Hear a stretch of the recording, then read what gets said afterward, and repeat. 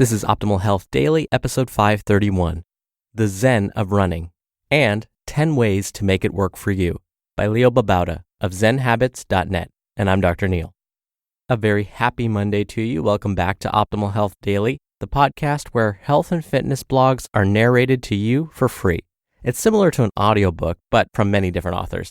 And then on Fridays, I answer your questions right here on the show. I'm super excited to introduce our sponsor, Grove Collaborative. Over the past 2 months, Grove has helped me make the transition from toxic to all-natural home products. Grove Collaborative curates the best non-toxic products, which makes it really simple to discover amazing natural home and personal care products. And Grove backs all of its customers with a 100% happiness guarantee on top of free shipping. They make it easy to have a happy, healthy home. We have a unique offer with them, a $30 Mrs. Meyer's kit, plus a bonus gift, and a 2-month VIP membership. Go to grove.co/optimal to claim your special offer. That's grove.co, not grove.com/optimal. All right, let's start your week off right, get right to today's post, and start optimizing your life. The Zen of Running, and 10 Ways to Make It Work for You, by Babauta of ZenHabits.net. Running is my zazen.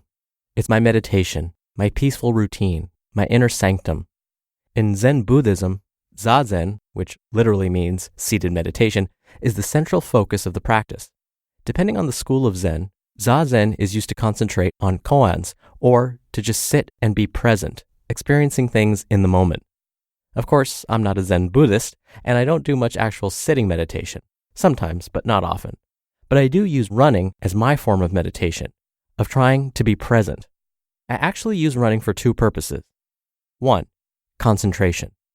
During this time, I try to focus on my breathing, on my feet as they strike the ground, on how my body feels, on the sights and sounds and smells of nature around me, and on my thoughts as they occur. I try not to think about the past and the future, but to try to remain in the moment. This is difficult and requires a lot of concentration and energy. 2, contemplation. This is actually much easier. I just use running as a quiet time to think about my life, about my writing, including this very post, which was composed in my head while I was running, and about what is important to me. Both forms of meditation are actually very relaxing, very meaningful to me, and they are the main reasons I love to go running.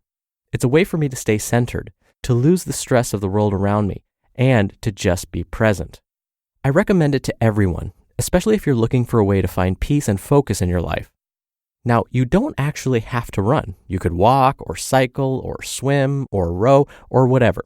The key is to find solitude and a time every day to practice your own personal zazen.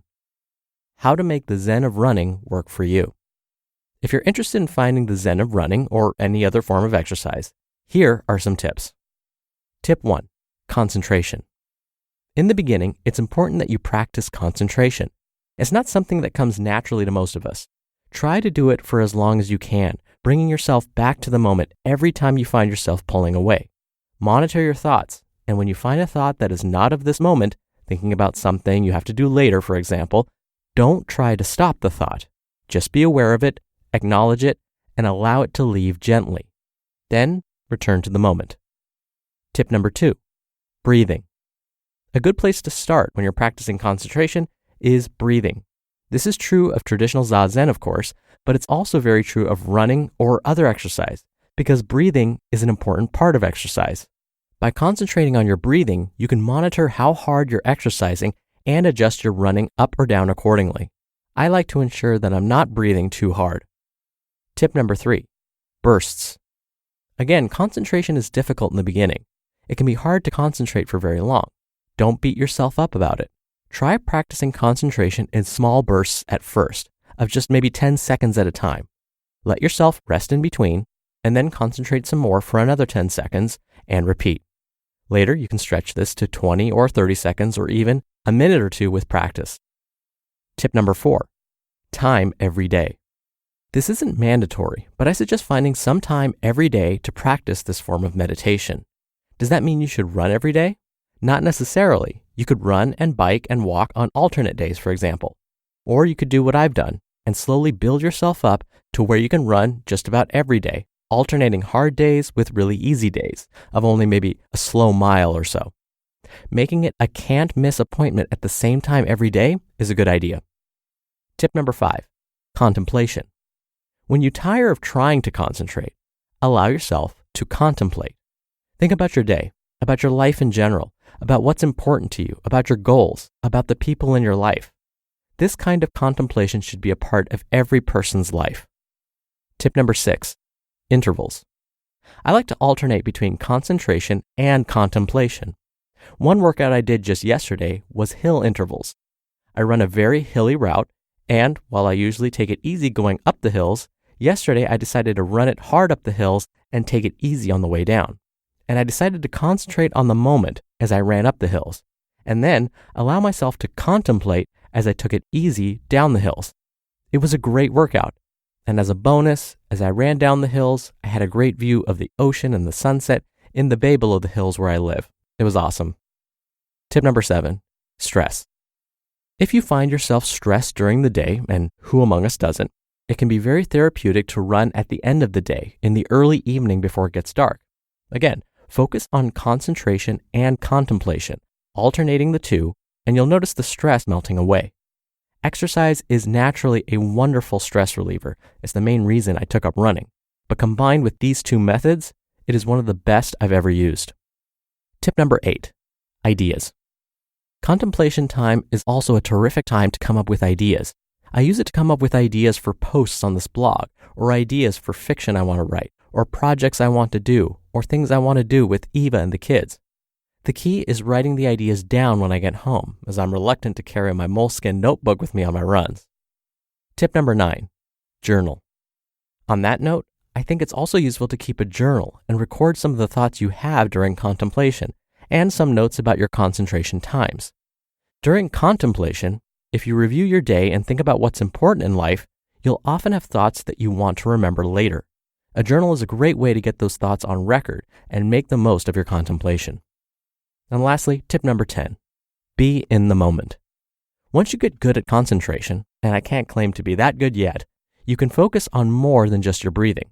While breathing is a good way to start, there are other things going on in the moment that you can concentrate on. A useful method is to open your mind up to your environment, both outside of yourself and within yourself. Be aware of what's around you, of the sights and sounds, and be aware of your breathing, the aches and pains of your muscles and joints, your muscles as they work during your run, your feet as they hit the ground, the wind as it hits your skin, your hair rustling in that wind, your thoughts as you run. Being in the moment is a very powerful thing to learn. And while it's not easy to learn it all at once, with practice, you will get better and better at it. You just listened to the post titled The Zen of Running and 10 Ways to Make It Work for You by Babauta of ZenHabits.net. And again, I'm super excited to introduce our sponsor, Grove Collaborative. Over the past 2 months, Grove has helped me make the transition from toxic to all-natural home products. They provide eco-friendly and non-toxic home and personal care products that are safe for the family and the household. They have their own flagship products, but also carry brands you're likely already familiar with and use, like Mrs. Meyer's, Tom's, Method, and more. Everything I got from them feels like it's better quality, and they were kind enough to throw in a personal note. It's like the red carpet treatment, but for better prices. And on top of the great prices, they have free shipping and free returns with no questions asked. Plus, if you're a VIP member, they'll price match. And we have a unique offer with them, a $30 Mrs. Meyer's kit, plus a bonus gift, and a 2-month VIP membership.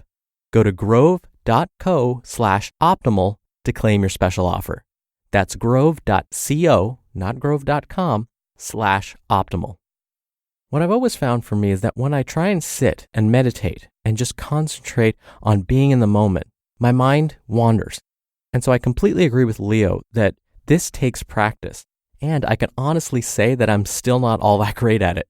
But what I found is that when I go out for a jog, when I'm on the row machine or the elliptical or the treadmill, that's when I can concentrate. That's when my mind really starts to focus. And so for me, rhythmic movement actually quiets my mind. And that's when I have some of those breakthrough, great idea moments. But when I have to just sit and not move, I find that my mind starts to wander aimlessly. And so if that's the case for you, if you've always kind of been turned off to the idea of just sitting still and meditating in that way, try rhythmic movement and see if that helps. And again, it could be a walk. It doesn't have to be a jog or a row machine or the elliptical. Try walking. And while you're walking, maybe actually shut off this podcast for a second if that's when you listen to it, and just focus on the moment. Let that temporary silence allow your thoughts to come to the surface. Let those thoughts come to your mind, acknowledge them, and then let them pass. In between those moments, as those thoughts come to your mind, see if you can focus on the sounds, the sights, and the smells. And even if you have 10 seconds where that happens, or maybe a minute, that's perfect, because that means you're on your way. And with time, you'll find that, as Leo mentioned, you'll get better and better at it. All right, that'll do it for today. I hope you have a great Monday. I'll be back here tomorrow as always, where your optimal life awaits.